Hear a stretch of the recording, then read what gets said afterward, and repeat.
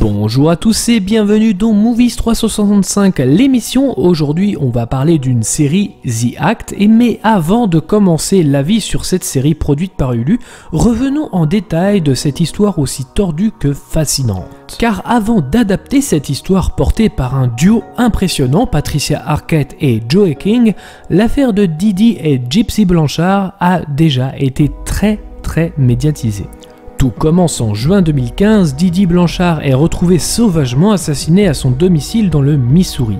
Lorsqu'elle est retrouvée par les autorités locales, sa fille lourdement handicapée manque à l'appel et son fauteuil roulant est pourtant vide dans la maison.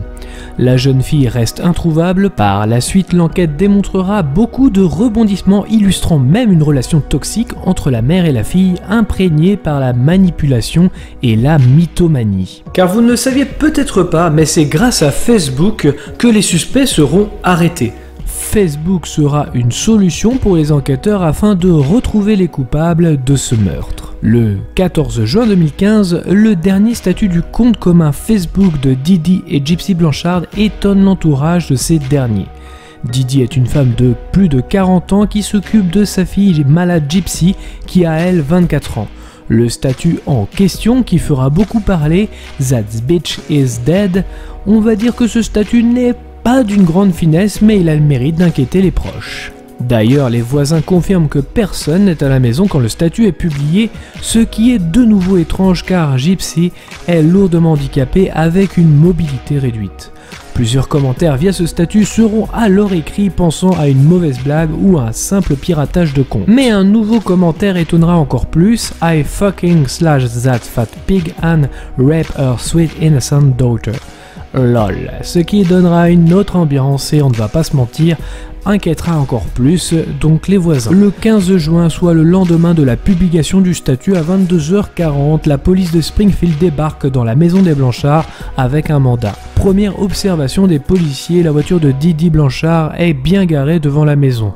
Et il faut savoir que cette voiture est très importante car elle permet de transporter sa fille avec son fauteuil roulant grâce à un système bien spécialisé. Bien évidemment, lorsqu'ils vont dans la maison, ils y font la découverte macabre de Didi morte dans son lit, gisant littéralement dans un bain de sang, car elle a subi plusieurs coups de couteau dans le dos et aussi dans le cou. Selon les autorités locales, Didi est mort déjà depuis plusieurs jours, je vous laisse imaginer l'odeur. Ce qui frappe dans cette scène de crime horrible, c'est l'absence de Gypsy dans la maison, seul le fauteuil roulant s'y trouve, inquiétant grandement la police de Springfield.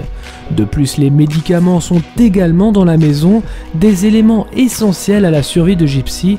Une recherche active des autorités est donc menée afin de retrouver la jeune femme. La police va essayer de retracer, grâce aux administrateurs de Facebook, de géolocaliser le statut Facebook que j'ai évoqué il y a quelques secondes. Cela va les mener dans la ville de Big Bend, dans le Wisconsin, donc bien plus au nord de la scène de crime. Le statut venait d'un appartement où réside un certain Nicholas Godjohn, un jeune homme de 27 ans. Ils y découvrent le suspect, Nicholas, mais également Gypsy Blanchard, saine et sauve. Apprenant que Gypsy est sauvée, l'entourage est soulagé, la caution du suspect est fixée à $1 million, histoire d'être sûr qu'il ne sorte pas avant son procès. Une conférence de presse est alors organisée le lendemain racontant ce sauvetage, mais on y précise que les apparences sont parfois trompeuses. En effet, les autorités vont s'apercevoir que la vie de Didi et de Gypsy est truffée de mensonges. Didi, qui est en réalité un surnom, elle s'appelle Claudine Blanchard de son vrai prénom, et elle avait 48 ans et vient d'une petite ville de Louisiane qui s'occupe à temps plein de sa fille. Quelqu'un de très sociable, dynamique, portant toujours des habits colorés et s'implique dans des œuvres caritatives. Didi est toujours dans la mission de trouver des dons pour les soins de sa fille qui nécessitent une attention médicale constante. Elle est centrée sur cet objectif et on la voit beaucoup organiser des œuvres de charité et des apparitions à la télé pour avoir des fonds. Pas de carte vitale, nous sommes bien aux États-Unis d'Amérique. En 1991, elle donne naissance à Gypsy Rose avec son mari Rob. Le père quitte Didi la même année de la naissance de Gypsy. Il garde toujours contact pour avoir des nouvelles de sa fille.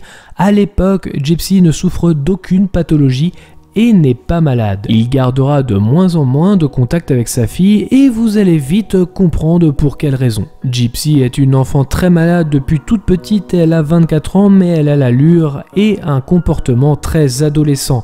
Teint pâle et très maigre, elle est dans son fauteuil roulant depuis l'âge de 7 ans, donc le corps ne s'est pas vraiment très bien développé. Pour ajouter au calvaire, elle a des problèmes de vision, alors elle porte d'énormes lunettes plus grosses que sa tête. À cause de ses nombreux médicaments ingérés, la dentition en a pris également un coup, la rendant très fragile. Pour couronner le tout, la jeune femme est obligée de se nourrir par intraveineuse et dort avec des bonbonnes d'oxygène pour dormir. On peut y ajouter également d'autres pathologies comme un asthme sévère, une dystrophie musculaire, de l'épilepsie et de l'apnée du sommeil. Selon Didi, le père de Gypsy était un alcoolique, un bon à rien et se moquait même du handicap de sa propre fille, ce qui paraît un peu suspect et d'ailleurs on va y revenir. Tout comme sa mère, Gypsy reste quelqu'un de très sociable qui aime discuter avec tout le monde. Elle a une voix très infantile et est toujours accompagnée de sa maman.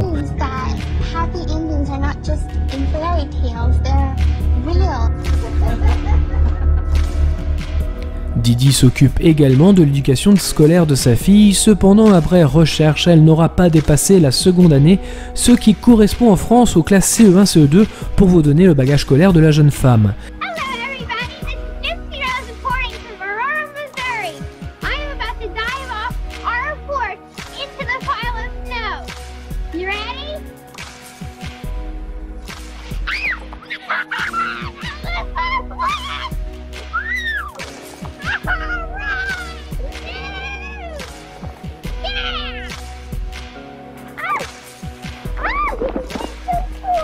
Gypsy portait souvent des perruques compte tenu des traitements donnés, sa mère prenait le temps de lui raser le crâne pour prévenir de la chute des cheveux. Inséparables, Didi évoquera leur relation comme une paire de chaussures ne pouvant pas être séparées. En 2005, elles subissent l'ouragan Katrina en Louisiane, leur appartement est totalement détruit, tout est perdu, également les certificats de naissance et les rapports médicaux, tout s'est envolé. Déjà très peu de moyens pour cette famille, ils seront relogés dans un centre pour quelques mois.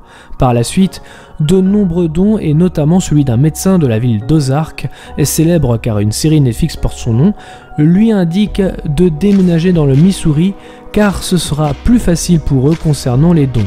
Didi loue une maison à Aurora et soutenue par une fondation. Une des fondations avec des dons qui leur construira également une maison avec tous les accès pour handicapés qui vont bien et même un bain tourbillon pour les muscles de la jeune fille. Ce sera d'ailleurs leur dernière demeure où elles habitaient déjà depuis 2008. Peu à peu, Gypsy va s'ouvrir au monde malgré ce retard mental. Elle ne peut pas trop sortir à cause de sa mobilité réduite, mais va découvrir Facebook.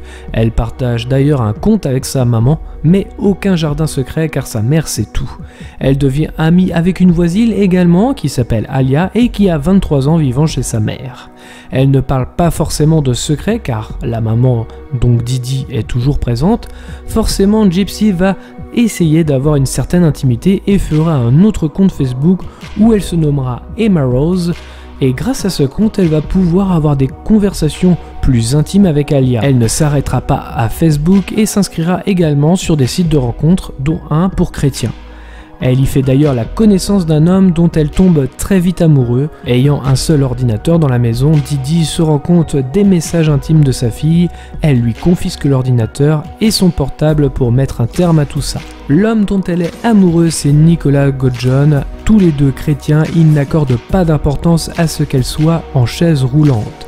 Cette relation devient tellement intense qu'ils s'étaient mis d'accord sur le prénom des futurs enfants.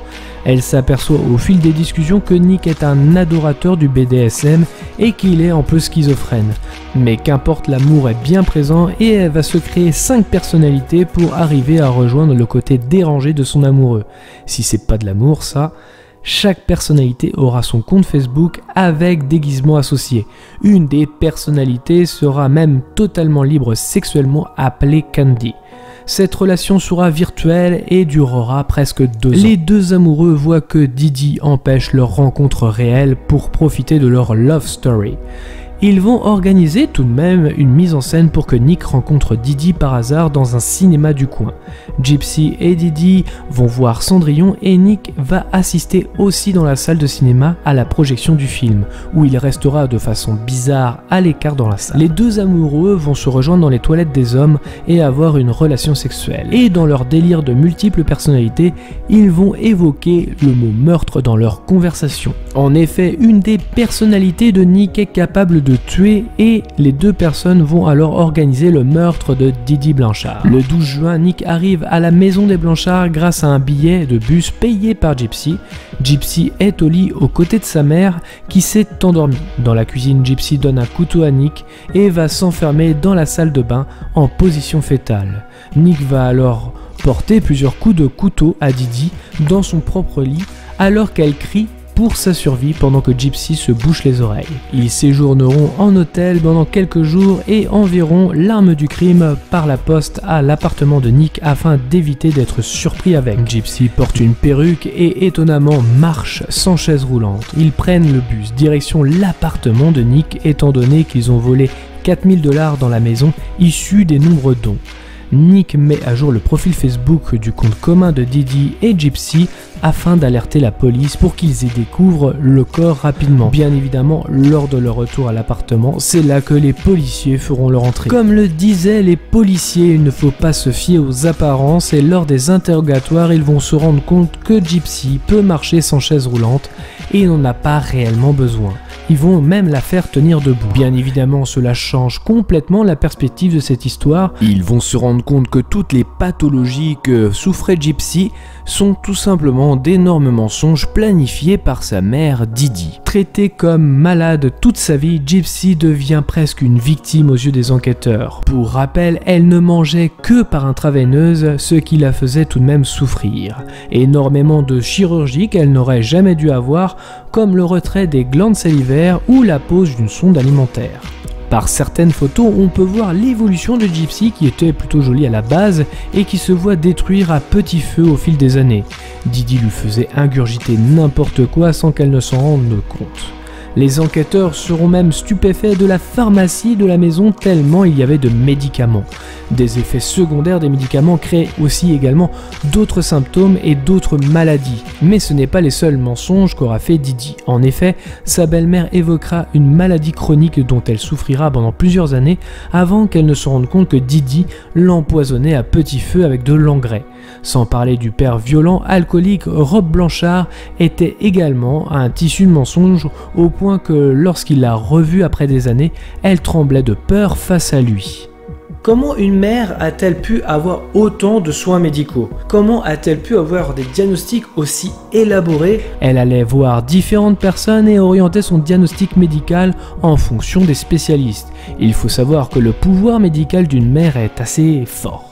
La confiance d'une mère est prise en compte pour les médecins. Elle falsifie plusieurs documents et notamment l'âge de Gypsy pour la rendre plus jeune. Après tout, l'ouragan a emporté les pièces maîtresses. Un médecin fera tout de même le constat que Didi ment beaucoup sur l'historique car jugé incompatible, notamment sur les muscles de la jeune femme qui devraient être atrophiés avec le temps. Pensant que Didi serait soulagée d'apprendre que sa fille ne souffre pas de dystrophie musculaire, la mère claque la porte en criant « il ne sait pas de quoi il parle » et elle ne reviendra plus jamais. Certains médicaments vont détériorer les dents de Gypsy également. Selon Gypsy, sa mère l'enchaînait au lit, mettait des cloches aux portes et demandait aux gens de la prévenir si justement Gypsy faisait quelque chose derrière son dos. Sur les sites de rencontres, Didi accusera 2 d'entre eux pour harcèlement sur mineurs alors que Gypsy était bien majeure et consentante. Tous les dons par les différentes fondations seront forcément perçus comme de la fraude. Autre fait, la mère et la fille étaient toujours ensemble et Didi tenait toujours la main de Gypsy et une voisine remarquera par la suite qu'elle la contrôlait sur tout ce qu'elle disait. Si elle disait quelque chose de mauvais ou qui n'allait pas dans le sens de la mère, elle serrait le poing pour qu'elle arrête de parler. Certains extraits sont tellement malaisants et disponibles sur YouTube notamment, car les deux se filmaient beaucoup et on peut y voir la supercherie à l'écran.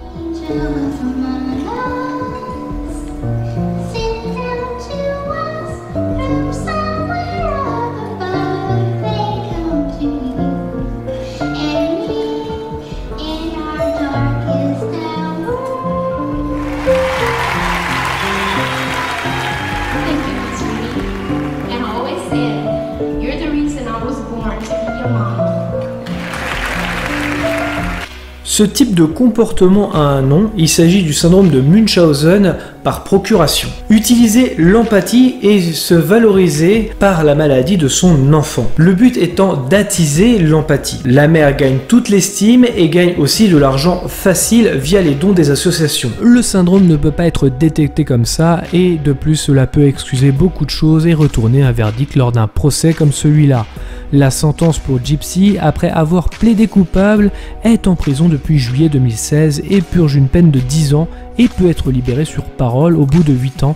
Et comme elle a déjà fait un an entre son arrestation et son procès, il lui reste que 7 ans de prison et doit sortir à l'âge de 32 ans.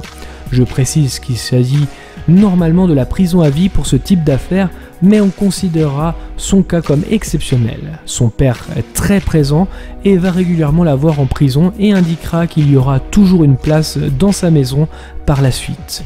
De même que cette sentence convienne parfaitement à Gypsy qui évoquera la prison comme meilleure pour sa vie qu'avec sa mère.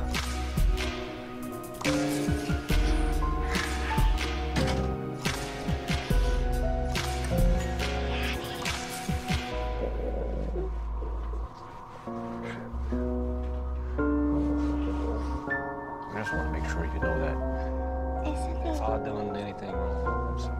No, I don't think you did anything wrong. I think it's just Mom was very good at what she was doing, and I think you just was completely in the dark. So, and I want you to know I don't blame you for any of it. Either of you.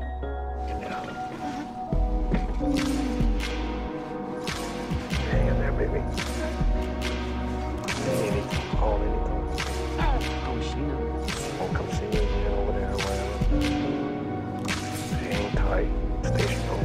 No.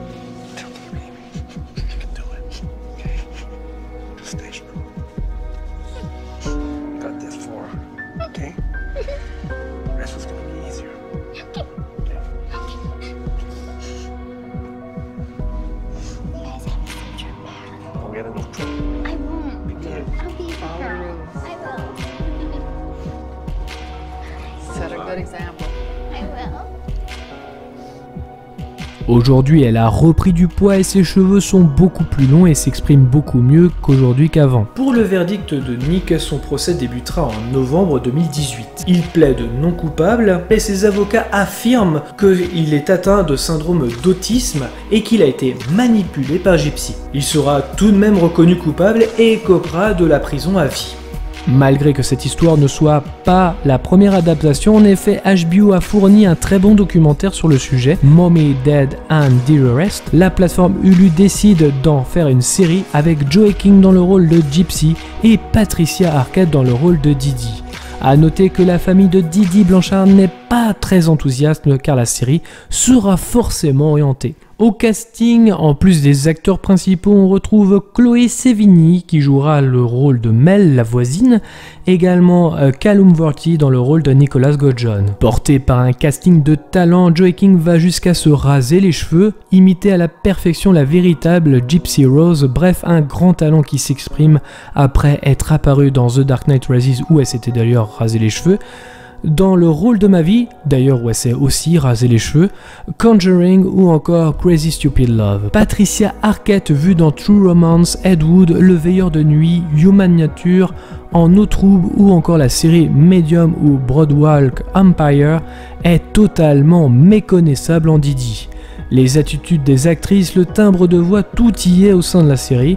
Si les scénaristes avouent romancer certaines parties pour les besoins du show, les grandes lignes y sont et ne dénaturent pas la véritable histoire. Les deux amants au style particulier du fait qu'ils aient plusieurs personnalités avec les jeux BDSM et également donc les différentes personnalités offrent des visuels étranges en contradiction avec la vie fantasmée par la mère et la fille sous un air malaisant et enfantin.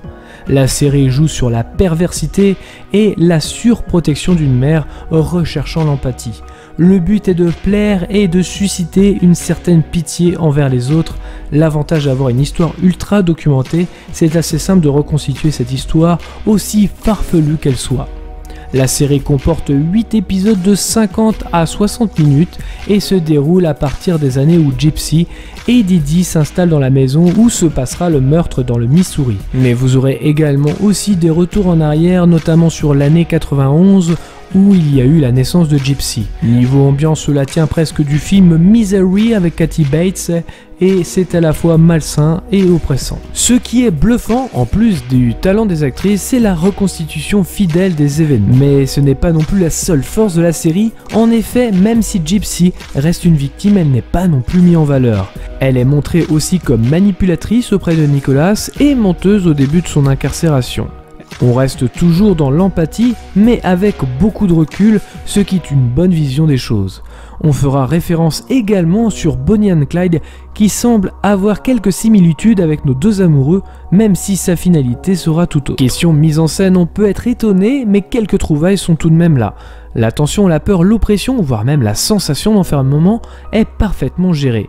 Les rambardes de la maison donnant accès pour le fauteuil de Gypsy, la filmant comme si elle a toujours été derrière les barreaux, est un parfait exemple. Ou le fameux plan final, qui veut dire beaucoup comme si elle restera toujours prisonnière de sa mère. Autre chose qui est frappant dans la série, c'est le procès qui est très peu présent. Finalement, c'est de reconstituer les faits qui sera important.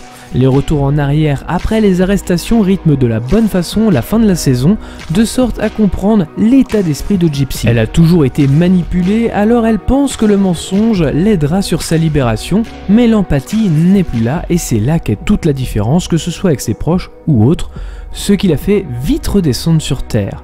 Seul son père sera dans cette empathie, donnant une des scènes les plus touchantes, aussi forte même que sur le documentaire HBO. Bref, cette série est truffée de bonnes idées, très bien reconstituée et même, voilà, très réussie. Pour information, les parties romancées sont très peu présentes et souvent là pour illustrer plus que pour changer l'histoire. Le message de la romance est sûrement là pour ne pas avoir de procès avec les différentes familles. Finalement, Gypsy ressemblait beaucoup à ses princesses Disney, comme Réponse coincée dans ce château attendant son prince charmant, ou comme Cendrillon, qu'elle verra dans ce fameux cinéma, restant prisonnière de sa famille, ne pouvant pas être heureuse. Ses actions feront qu'elle quittera une prison, malheureusement pour une autre.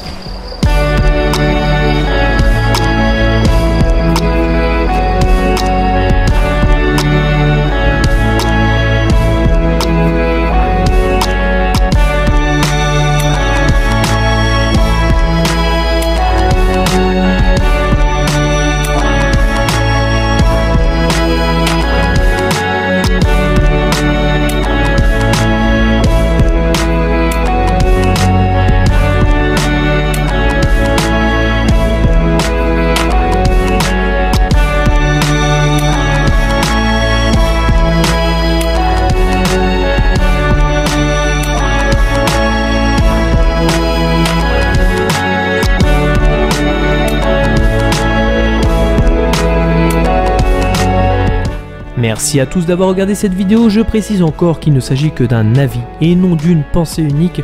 Pensez à commenter, à mettre un pouce bleu si vous avez aimé.